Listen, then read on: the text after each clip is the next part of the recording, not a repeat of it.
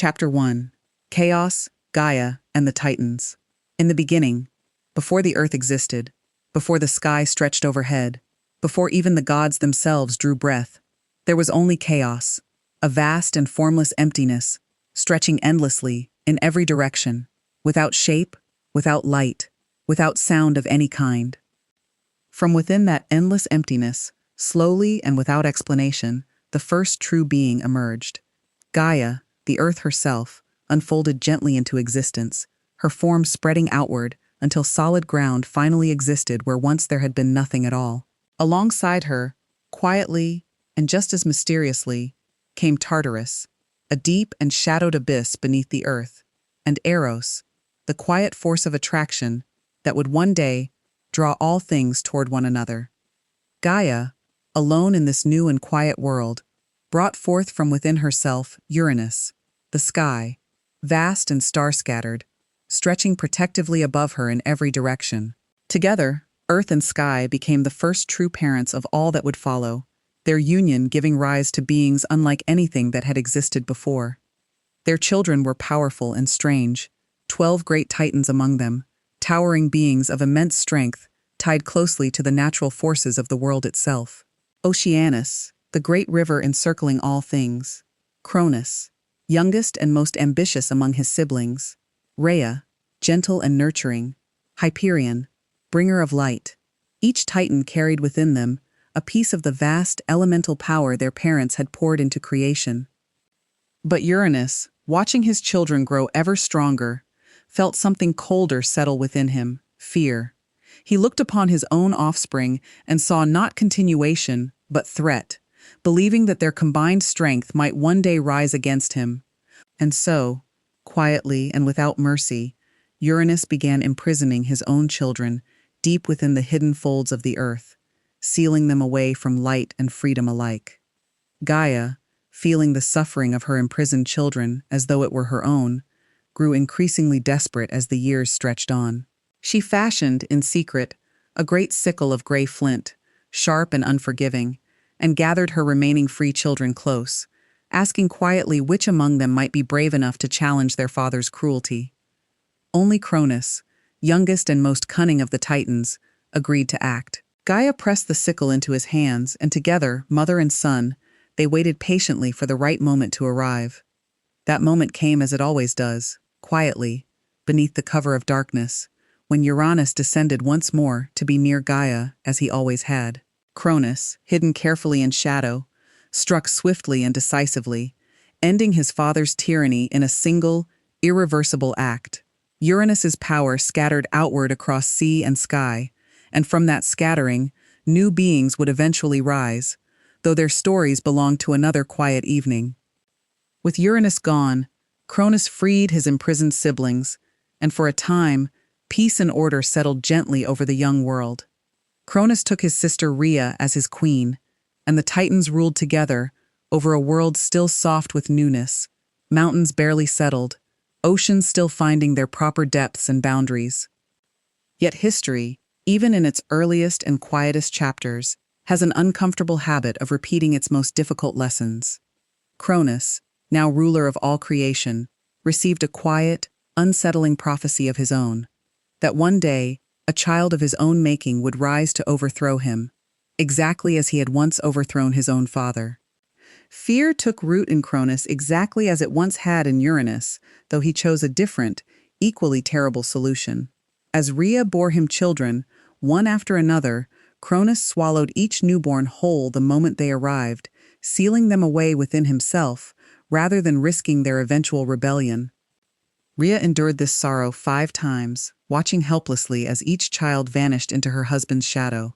But when her 6th child arrived, a son she named Zeus, her grief finally hardened into quiet, determined resolve. She could not save the children already lost, but she could, perhaps, save this one final chance. Rhea wrapped a large stone carefully in swaddling cloth, presenting it to Cronus in place of their newborn son. Cronus, distracted by his own fear and habit, swallowed the stone without a second thought, believing his threat successfully contained once more. Rhea carried the true infant Zeus in secret to the island of Crete, hiding him deep within a quiet mountain cave, where nymphs and gentle guardians raised him carefully, far from his father's reach. Zeus grew there peacefully for years, unaware at first of the vast destiny quietly waiting for him beyond that sheltered, mountainous childhood. Chapter 2. Zeus's Rise and the War Against the Titans. Zeus grew to adulthood upon the quiet slopes of Crete, raised on goat's milk and honey, entirely unaware for many years of the great weight his existence carried for the future of all creation. The nymphs who raised him spoke rarely of his true origins, content simply to let him grow strong and curious beneath the island's warm, sheltering sun.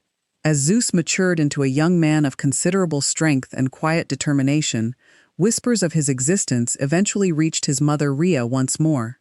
She sought him out carefully, revealing at last the truth of his birth, the stone that had been swallowed in his place, and the 5 siblings still trapped within his father's shadow.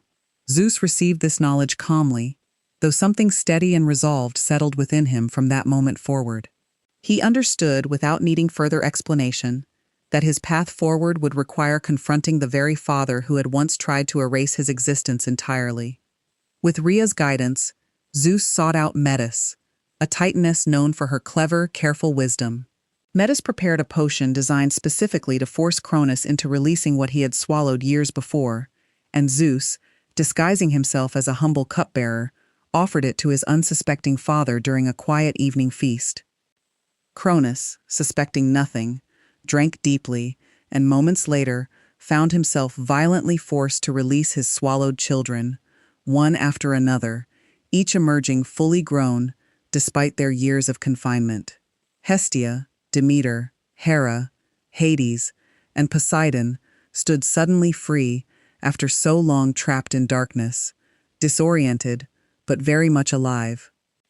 Grateful and immediately united by shared purpose, the freed siblings turned to Zeus, recognizing him instinctively as the one who had orchestrated their long-awaited freedom.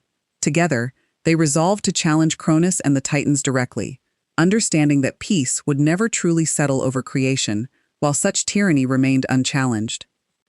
Thus began what history would eventually remember as the Titanomachy, a great and terrible war stretching across 10 long years, fought between the young Olympian gods and the ancient, powerful Titans who had ruled since the world's earliest days. Mountains were hurled like stones during that conflict, seas boiled beneath clashing divine power, and the very fabric of the young world trembled beneath the weight of it all. For many years, the war remained agonizingly balanced, neither side able to secure a decisive, lasting advantage. Zeus, growing increasingly desperate for some way to shift the conflict's uncertain momentum, remembered the imprisoned Cyclopes and Hundred-Handed Ones, powerful beings that Uranus and later Cronus had both sealed away in the deep darkness of Tartarus. Zeus descended into that shadowed abyss personally, freeing the imprisoned giants and offering them alliance rather than continued imprisonment. Grateful for their unexpected freedom, the Cyclopes crafted powerful gifts in return: a thunderbolt for Zeus, capable of striking with the very force of creation itself, a trident for Poseidon, and a helm of invisibility for Hades. With these new weapons and powerful allies at his side, Zeus finally turned the tide of the long, exhausting war. The Hundred-Handed Ones hurled boulders with unmatched, overwhelming force, while Zeus himself unleashed thunderbolt after thunderbolt against the ancient Titan forces, lighting the sky with power the world had never before witnessed. Cronus and his Titan allies, faced finally with strength greater than their own, were driven back steadily until total defeat became unavoidable. Zeus and his siblings emerged victorious after 10 devastating years, the ancient rule of the Titans finally, permanently broken. In victory's aftermath, Zeus made difficult, careful decisions about how to handle those who had opposed him. Many Titans were imprisoned within Tartarus itself, sealed away by the very same Hundred-Handed Ones who had helped secure victory, now standing eternal guard over their ancient prison. A few Titans, however, who had remained neutral or offered assistance during the conflict, were shown mercy and allowed to continue in relative peace. With the Titans finally defeated, Zeus and his siblings drew lots to divide dominion over the newly settled world. Zeus received the vast sky itself, Poseidon the endless seas, and Hades the quiet, shadowed underworld, while the earth remained common ground shared among all. Zeus established his throne atop Mount Olympus, a great mountain reaching high enough to brush against the clouds themselves, and there, gradually, the Olympian gods began building the foundations of the world order that would define the ages to come. Rhea, watching her children finally settled into their rightful places, felt something like peace return to her heart after so many years of quiet suffering. The long cycle of fathers fearing and imprisoning their children had finally, it seemed, come to its difficult, hard-won end. And so began the age of the Olympians, born from struggle and sacrifice, tempered by imprisonment and eventual liberation, a new order rising carefully from the ashes of the old. Zeus, once a hidden infant smuggled away to protect him from his own father's fear, now sat as king over gods and mortals alike, carrying forward, in his own quiet way, the lessons his difficult family history had taught him. Chapter 3. Prometheus, the creation of humanity, and the gift of fire among the Titans who had remained neutral during the long war against Cronus, stood Prometheus, a quiet and thoughtful being whose name itself meant foresight, a gift that would shape much of what followed in the ages to come. Zeus, recognizing his wisdom and restraint, allowed Prometheus to remain free after the Titanomachi's difficult conclusion, and in time, entrusted him with a task unlike any given before. Prometheus, working alongside his brother Epimetheus, was tasked with populating the quiet, still empty earth with living creatures. Epimetheus moved first, generously distributing gifts among the animals, swift wings for birds, thick fur for creatures of cold mountains, sharp claws and teeth for those who would need to hunt or defend themselves. By the time Prometheus turned his attention to shaping humanity from clay and careful intention, his brother had already distributed every practical gift available.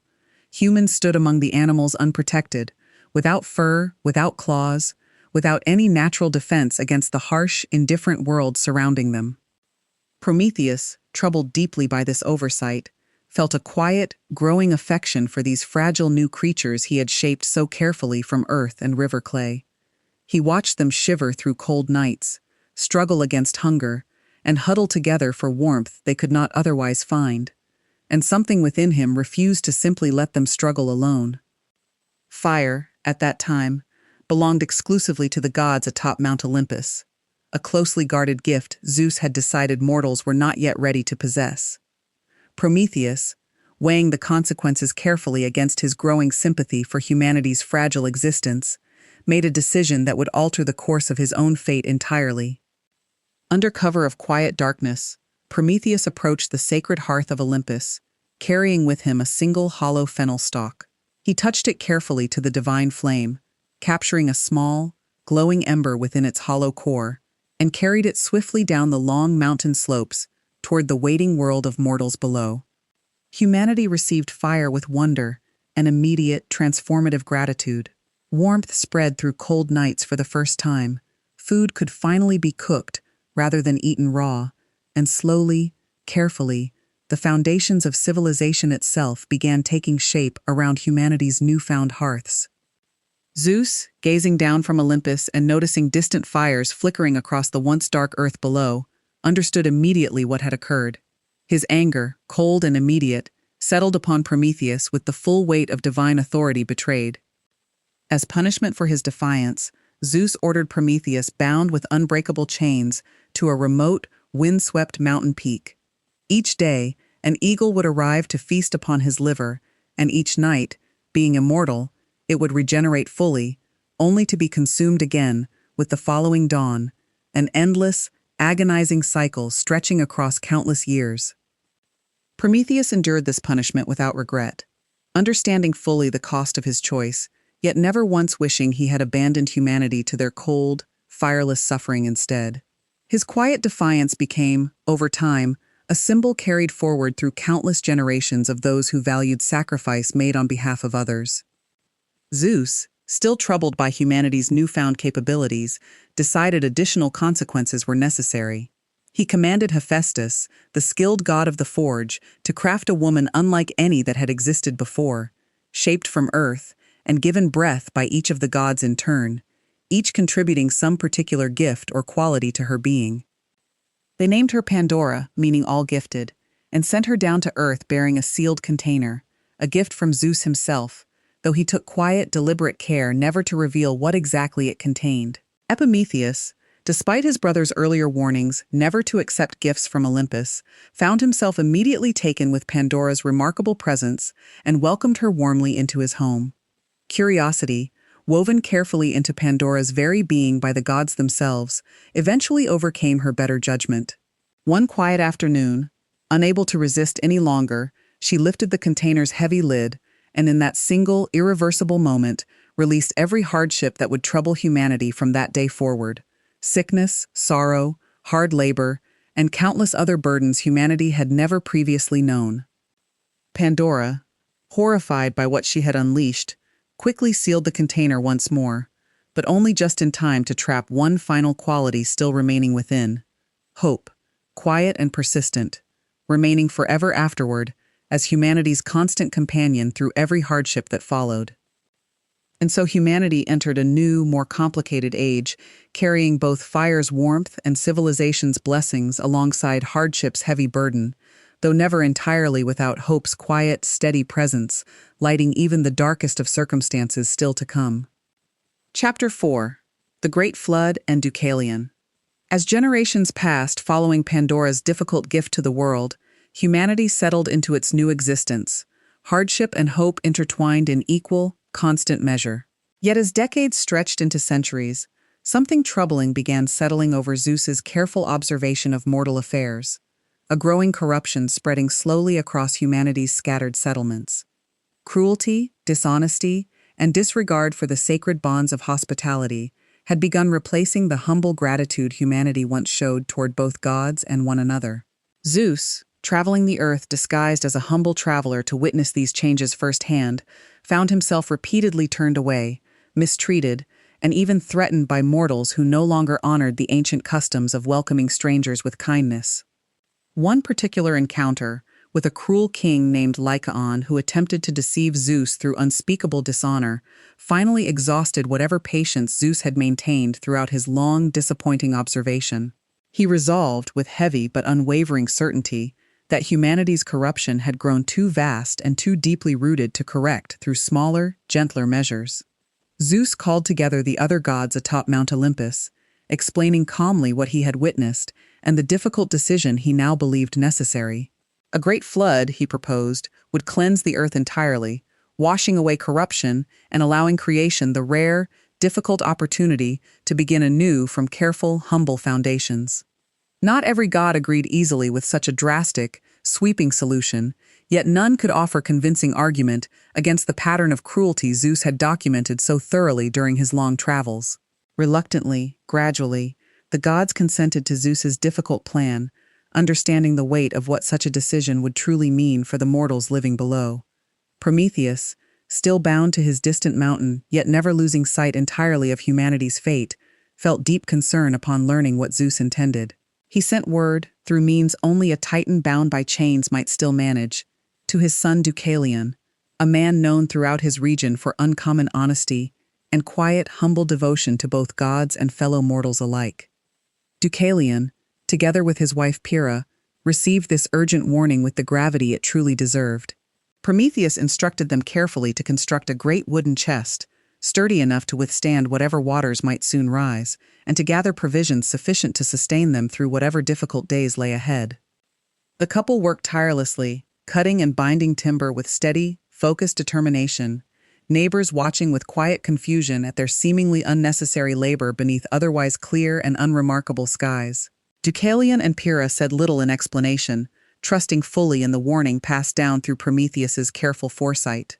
When the rains finally began, they arrived without gentle warning, falling in sheets so thick and relentless that rivers overflowed within mere hours rather than days.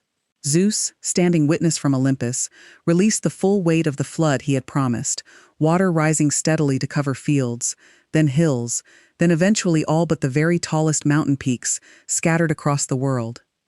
Deucalion and Pyrrha, sealed safely within their sturdy wooden chest, drifted across the rising waters for what felt like endless, uncertain days, listening to rain hammering steadily against the timber surrounding them, uncertain when, or whether, the waters might ever finally recede.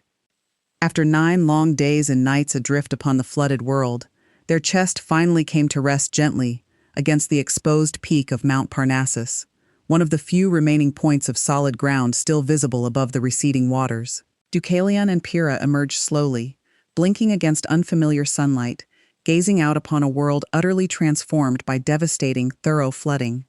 Zeus, observing the couple's evident goodness and quiet gratitude even amid such overwhelming destruction, felt something soften within his earlier resolute anger.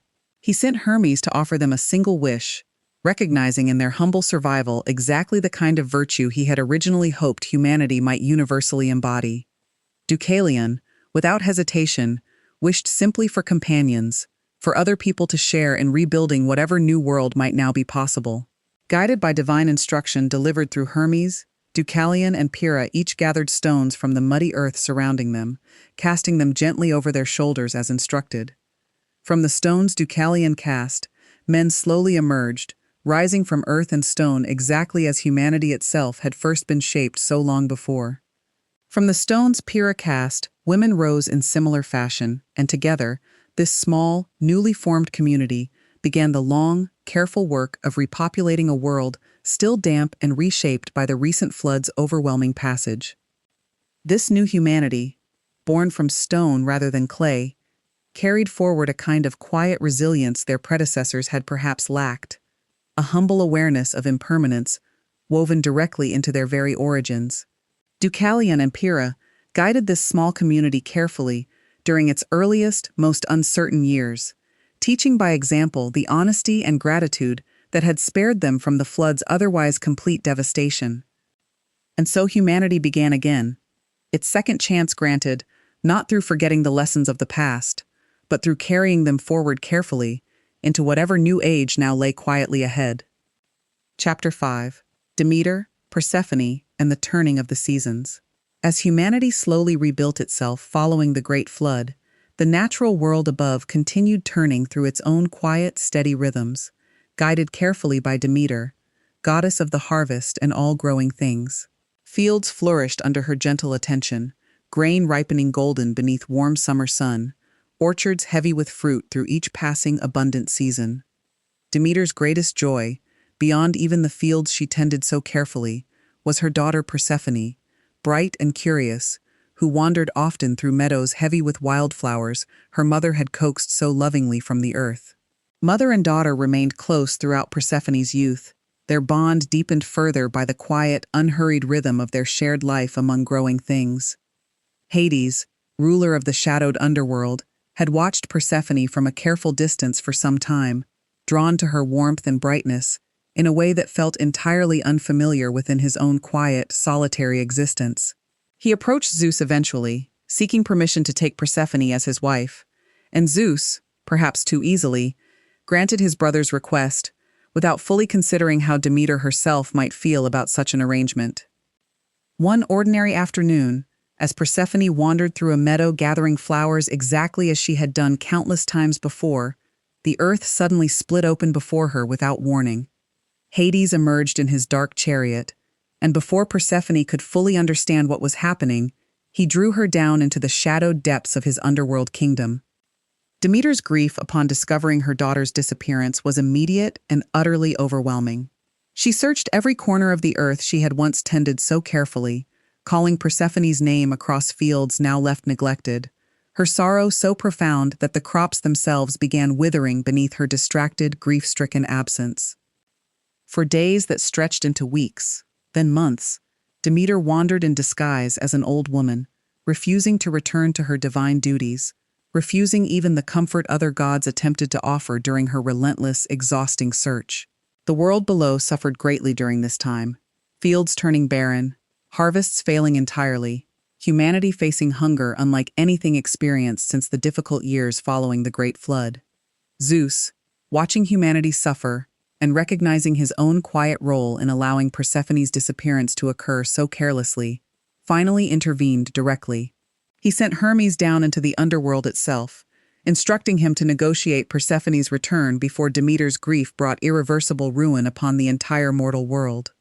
Hades, though reluctant to release someone who had become genuinely precious to him during her time in the underworld, agreed to let Persephone return to her mother above. Yet before she departed, whether through her own choice or through Hades's quiet persuasion, Persephone ate several seeds from a pomegranate offered to her within the underworld's shadowed halls. This small, seemingly minor act carried consequences far greater than Persephone initially understood. Ancient law held firmly that anyone who consumed food while within the underworld became bound to return there eventually. An unbreakable tie now settled quietly between Persephone and the shadowed kingdom she was leaving behind. When Demeter finally welcomed her daughter back into her arms, her joy was immediate and boundless, the earth itself responding instantly to her renewed happiness.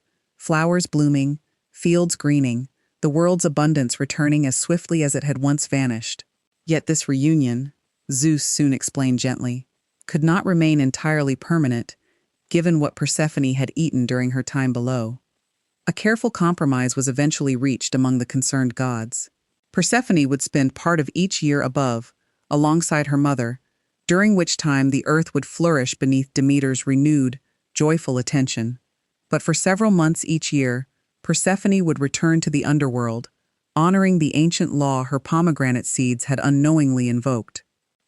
During those months of separation, Demeter's grief would settle once more over the world, though tempered now by the certain knowledge that her daughter would eventually return again.